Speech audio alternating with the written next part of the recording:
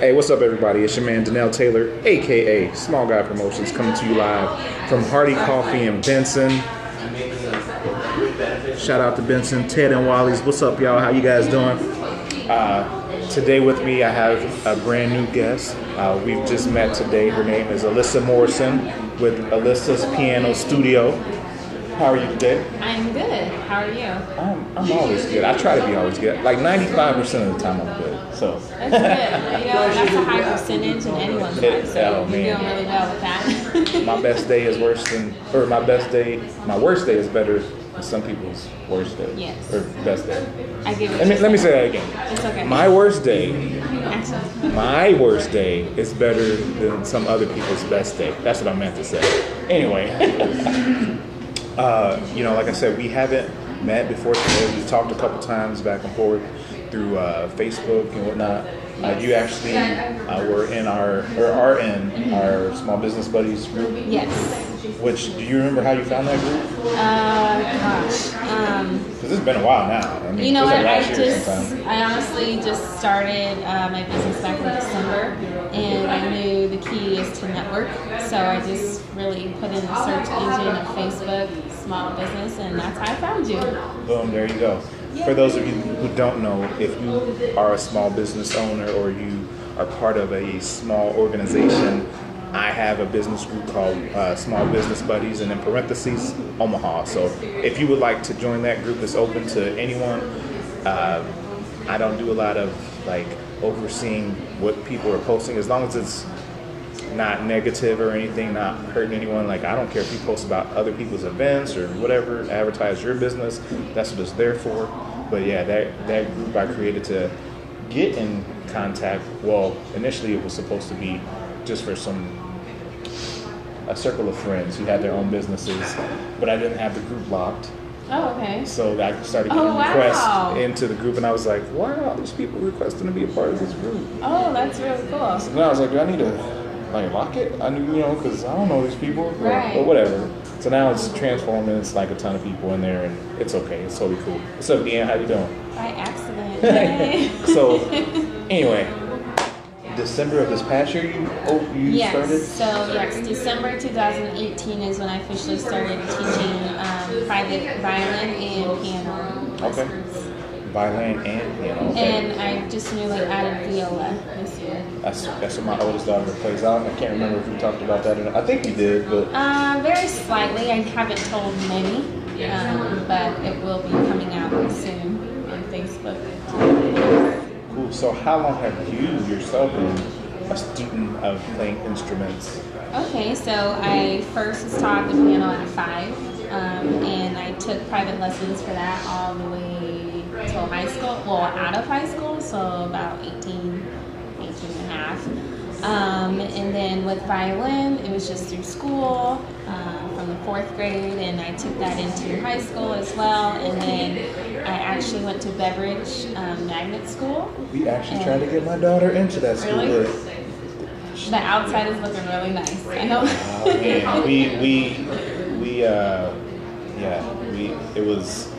That was the first choice, I think. Then King Science Center, and then in our neighborhood, Brian. Yeah. That's where she's supposed to be going. But since we're moving, yes, it's working in your favor. So we'll see. Yes. So if you don't know if you moved from a certain area or if you went from a private school, because my kids came from a private school, I got to choose where we went. So it was nice. Well, my wife and I were going to talk about it, and she was going to call around tomorrow to see where, because we're right there. School's about to start, so we can figure it out. That would be totally awesome. So back to that, I was exposed to the harp in 8th grade, and so I took private lessons from that teacher that brought the program to the middle school orchestra class, and her name was Mrs. Konawan. So if anyone knows of Mrs. Konawan, I've been secretly trying to find her. She might be retired from teaching harp, but as many people know, there are not many harpists in Omaha. It's almost like deceased. So I do know harp as well. I've only picked up the viola the past year or two. And once you know one instrument, it's not hard. That's what I was going to ask. How much of a difference is there between viola and violin? Oh, actually, there's like not a lot difference. I know there's a size difference. There's a size difference, so it's bigger, so your fingers may feel completely further away from your eyes. Okay. You know, so when I get young violin students, at first I hear like, oh, I can't see where my finger is. But when I'm practicing on my viola, it's like, oh, I can see what they're talking about, because it's like down here. It's like holding a guitar the violin way. All right. Well, but it's very cool and has a lower sound, which makes it more rich. Okay. So, yeah. My daughter, my oldest, she's a viola player, so she's the last 2 years been in the Omaha area youth orchestra. She decided this year that she doesn't want to do that, but she's still going to play it in school, supposedly. I don't know. She hasn't practiced one time since school has been out, so I don't know what her plans are for that. But interesting fact, though, about the harp. So a lady that I work with, she went to California for a wedding recently, maybe it was earlier this year. Okay. And there was, I guess she went to a winery or something like that, and there was this band performing, and the lady had a huge harp, like not just a regular one. It was like she was using her hands like this, and the strings were going all the way across the room. Yeah, she said it was really nice. That would be interesting to see, like once in a lifetime type thing. Yeah, I'll have to ask her the name of the group, but she was trying to see if they could come here sometime around Omaha. They said they were here before or something like that, I think. But so Nancy, if you happen to see this, let us know what the name of the band is that you saw in California. Yes, please. That would be on my musician's bucket list. I'll make sure to get that name if she doesn't see this. But yeah, music is like, for me, that's something that like I always like wish that I would have started, when I was younger. You see like R. Kelly or somebody playing. Sorry, I know R. Kelly just released that new track, so that might be why he was on my mind. But like back in the day, I remember he used to play and sing, and I was just like him, like Brian McKnight, and just like all these people like Stevie Wonder who play the piano and they sing at the same time. And I'm like, how do you do that? It's so like amazing. Yes. Like it's, oh man. So do you sing at all? No. No, you just play the piano. I sing at home. That's about it. I just always thought it was cool the way that they were able to, and just to play in general, the way that people play. I mean, if you can get someone who can play the piano really well, man, that's... So my inspiration, continuing on that education of the piano in high school middle school, high school is when Alicia Keys came out. I'm like, yes, there you go. This is who I'm aiming for, So that motivated me to progress in my technique and things like that, because it did honestly take a while. It started when I was 5 years old. So, which ironically, I do teach children as young as 3. That was going to be one of my questions. I do have a group lesson for kids ages 3 to 5 for the piano, violin, and the viola. So working with them is very fun. I have 7 years of early childhood education experience professionally, so I thought it was so perfect to be like, I know music, I know children, I know how to get children to know complex things, to just break it down, just like a teacher would. And so I wanted to start that because there are not many instructors that teach that young. So, because every instructor is different, every instructor has a preference, and mine is the youth. I want to advance to adult. I've had many requests for adult. Right now, my husband's not on board, which I can dig it because I teach out of my home. He's like, no, we're cool on that. I can understand that. I don't like a lot of people. Look, we already talked about my house being for sale. Yes. I don't like a lot of people in my house. Like when I got home and I was like, man, they done left the lights on, and I was like, yo, we got to sell this house. So I don't want all these people walking through my house anymore. So I do agree, because I also want to give an impact to adults as well. who want to reventure into learning a musical instrument. So I think no people should be left behind. Yeah. So is there? I mean, so not saying that I would, but like you get a lot of people who are older who have never played and are showing interest in learning how to play. Beginning when I first started promoting a lot in December, January, February, I would get a good range of adults and children interest, and some of those adults were really disappointed, and I'm like, I'm sorry, but maybe in the future, I do want to just broaden the age. Yeah. Cool. So how did you decide that 7 would be like that cutoff? Or is it, is it just like since you just started? What do you mean? Sorry, 7. Because you said 3 to 7, right? No. Oh, okay. So I teach all children of all ages, okay, so up okay. to like teenager. Okay, cool. And I teach beginner. I will, as soon as I continue on, teach intermediate. I will probably someone in advance go to the Omaha Conservatory of Music. Okay. Just so unless I have a lot of future goals.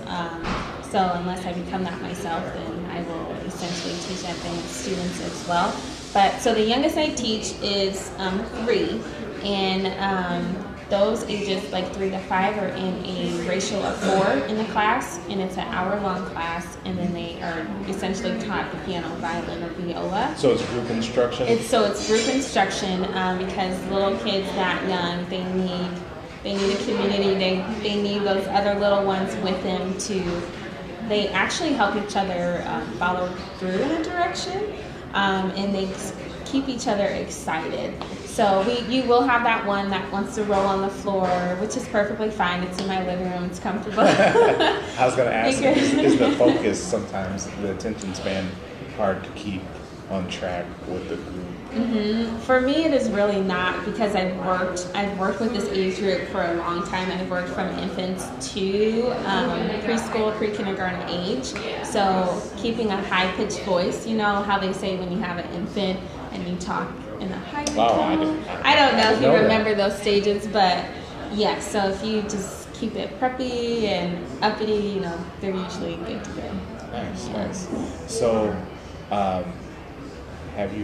What's the biggest class that you've taught so far in this short span of time, less than a year? The biggest class, I would say I've had 2 group classes. Because I only let 4 children in each group. Okay. But I've had 2, so that is plus. I just started, and I started off with 1, and then a week or 2 after my February session started, I had a great referral system going on out of nowhere, and she brought her sisters, and it was amazing, and it was very fun. It was very fun. Well, that's one thing for sure that I live by is consistency and providing a good service or for a positive interaction, whatever it is. I started my business in 2013. Okay. And, it was always just something that it's small. It's always small. Mm-hmm. But the more that time goes on, people, who have interacted or engaged with Small Guy Promotions, they kind of know what to expect. And I've had a lot of people come to me because of referrals. Someone else has mentioned my name, and they're like, "Oh yeah, I'll check them out." I'm like, "Thank you for doing that." Yes. A lot of times I'm not doing anything out of the ordinary for myself. A lot of this stuff comes naturally to me. Yes. So it's just easy for me to do it. Yeah. And sometimes when I receive praise, I'm not necessarily. I've gotten better at being comfortable with it, because at first when I would get praise, I was kind of not really. I don't mind being the center of attention sometimes, but giving me praise is just an odd thing. But I'm better with that. But yes. that just means that you're doing a good job when you get a referral, especially if you're not outwardly asking people to provide a referral and you're just getting that. Yes, I started off. It's funny because I started off with 2 children. And actually, my intent wasn't to teach the violin. I just had a mom who asked that their child has attempted the piano. They want to try something different. Do you know violin? And I was like, yeah, like with my eyes closed. And the only reason why I didn't, because I wanted to start off with the instrument, you know, I knew, you know, I just knew, that's like my number one instrument. So if you have like a person that plays more than one instrument, they always will have a favorite.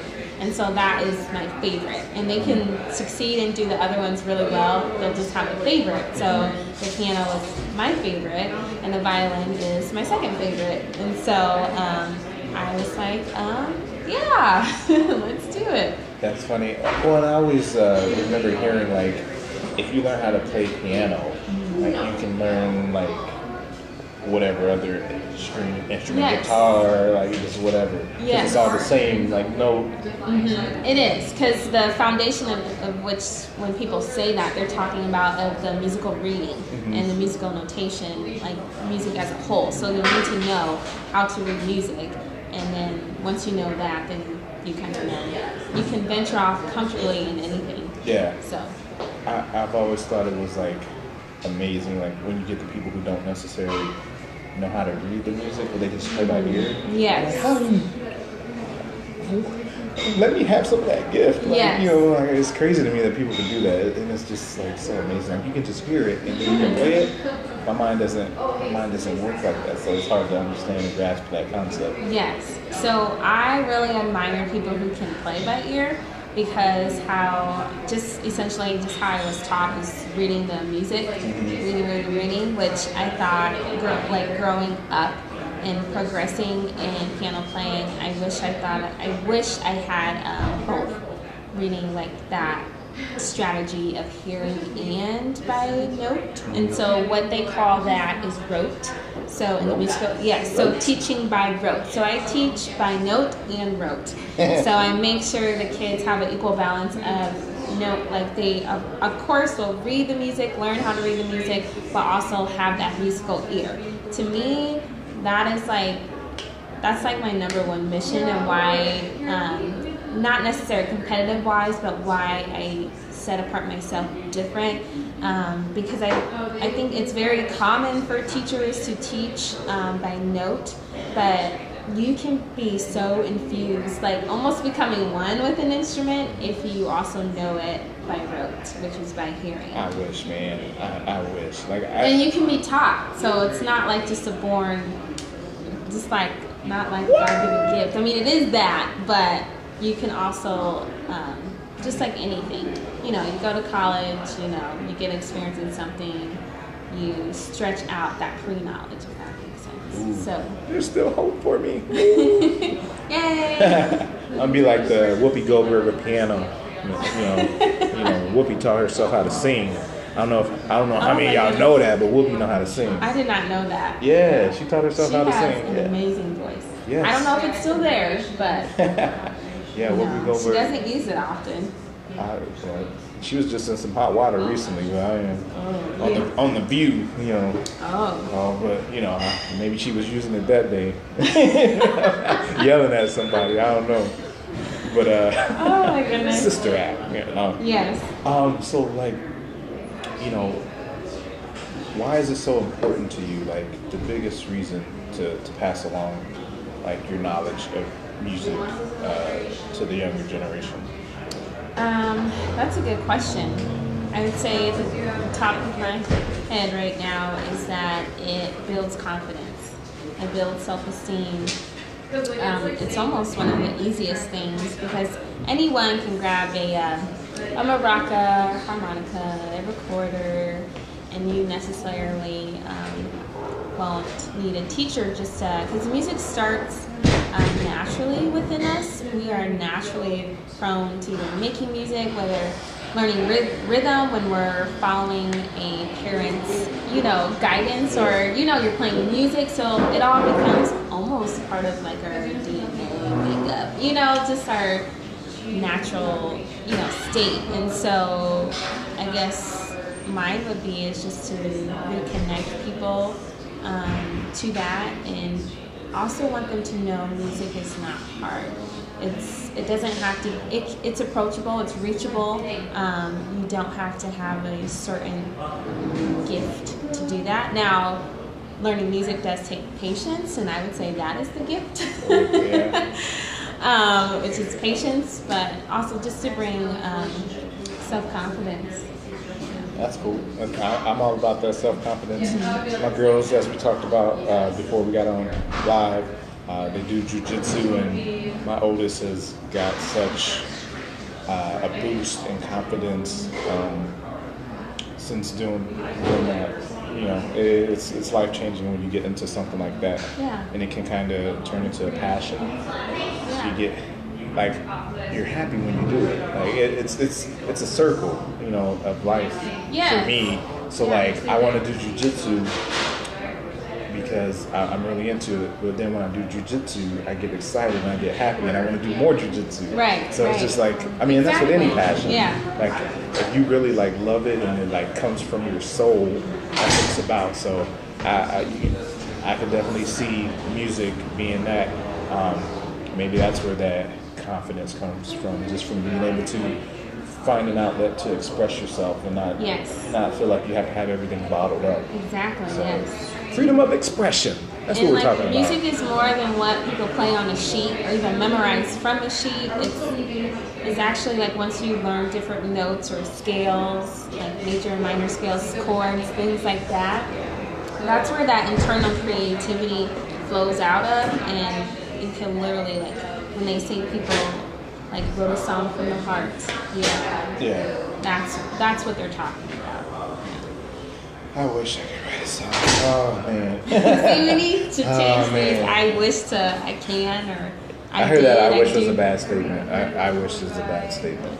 Just go out and do. Yeah. Don't wish. Just go out and do it. Definitely speak things into existence. That's the Y'all just hear what she said? Man, I've been saying that so much lately. I don't know if you caught any of the videos that I made that I've been saying. No, that, I like, haven't. Man, this past week, these last 2 weeks, I made videos saying that because I said it was, you know, all the things that I've done with speaking engagements this last year or so, or people approaching me to host. Like yesterday, I got asked, well, I didn't get asked yesterday, but yesterday I was the MC, one of the MCs with Chin Dong from Channel 7. What up, Chin Dong? Shout out to Chin Dong. Hey. But we co-hosted, or co-MC, the egg roll eating contest at the Nebraska Asian Festival, the first inaugural Nebraska Asian Festival. And I was like, and that's another thing of a referral. Like Tess, her and her husband Tony own Awesome Egg Rolls, and Tess found me somehow, and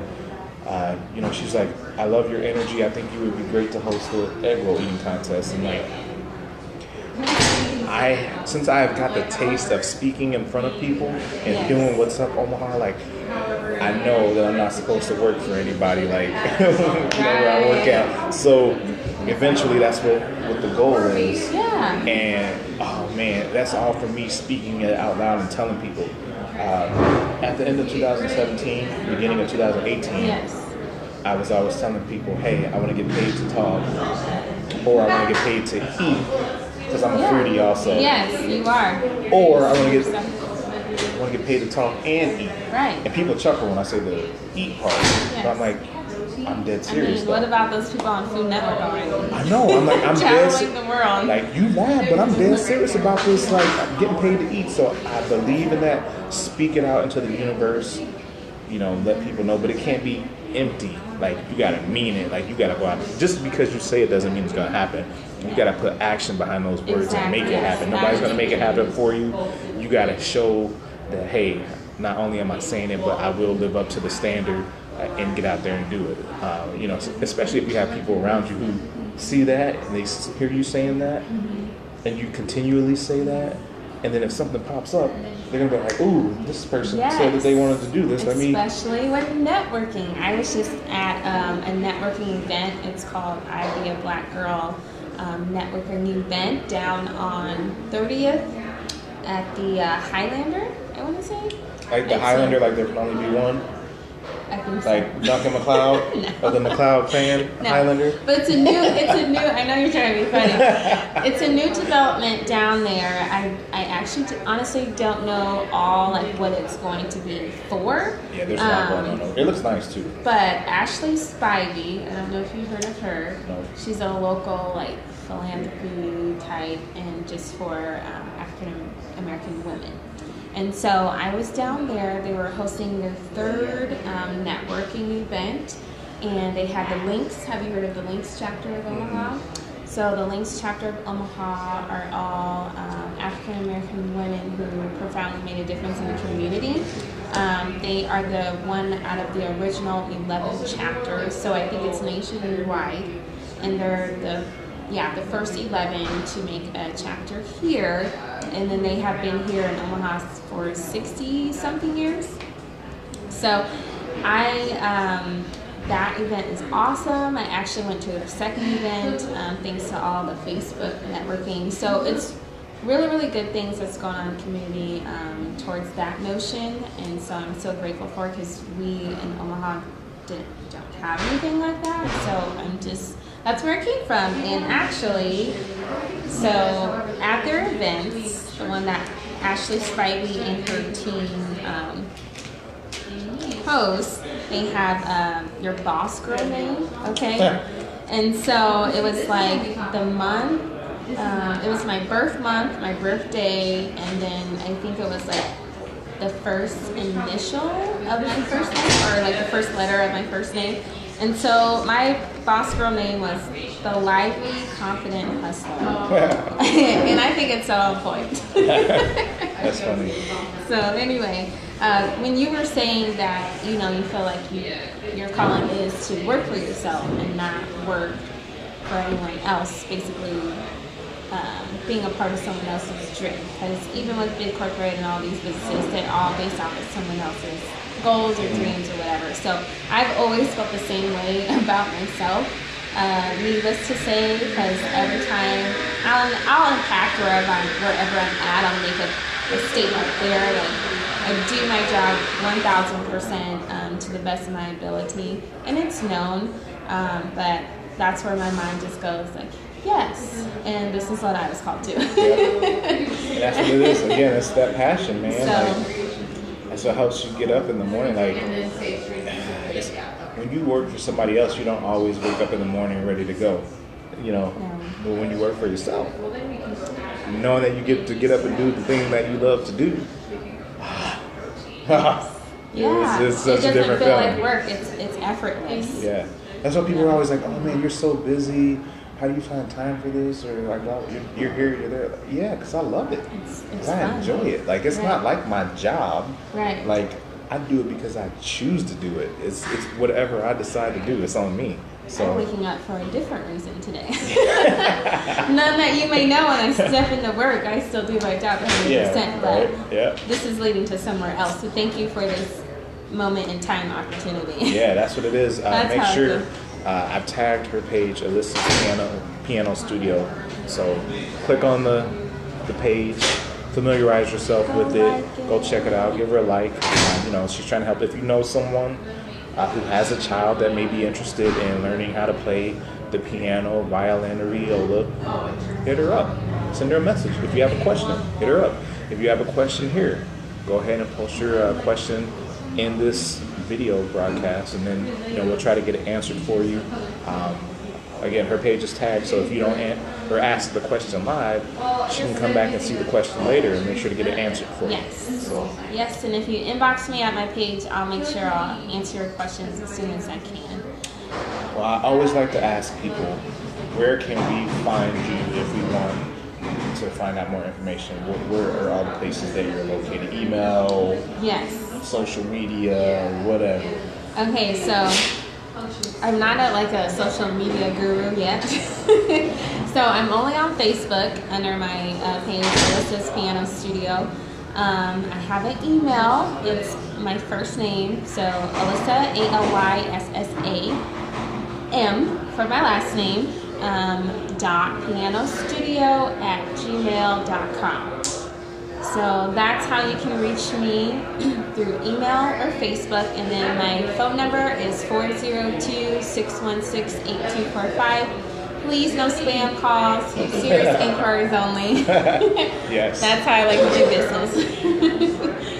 And with that, is there any last thing that you would like to say? I mean, just about why you do it, or just whatever you want the people to know about you and your business. I have some visions and goals in mind. So, funny enough to say, I have had a website that I have not published since April. Don't even worry about that. I know how that life goes. You know, I don't. Yeah, through Wix, but it was a good one. So I have a website, trying to build that up. Like once you think like I grew up, in the 90s, so in that technology age, and I'm like, oh my gosh, what have I lost since then? I feel backwards, I feel like people from the 70s, like, what is this now? How do we do this? So anyway, I'll have a website soon, and in the future, I will be out in the community. That is pending, so I can't say too much.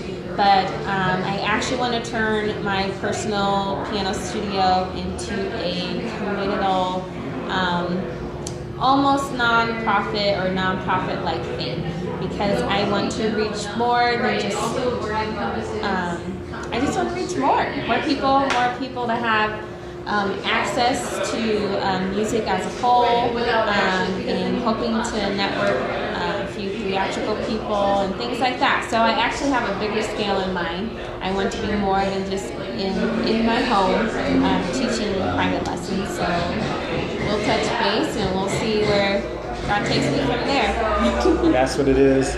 Once again, I would like to shout out, since we're in Benson, Ted and Wally's, some of the best ice cream in the city. Also, shout out to Hardy Coffee. Mitzi, if you're still watching, I got some cinnamon rolls. I was gonna go get some ice cream, but since I got the cinnamon rolls, I don't need ice cream and cinnamon rolls. So right? I tell my kids, one or the other, toy or food, like which one? But we're out and about. If you're watching, please feel free to share this video if you enjoyed any part of it. Thank you for watching. Even if you only watched for a minute or 2 minutes, we appreciate it. I'm trying to get the word out. Smile, help someone else smile, laugh, and help someone else laugh. That's what it's about all day, every day. Small guy, out. What's up, Omaha? Alyssa's Piano Studio. Peace. Y'all have a wonderful day. Yeah.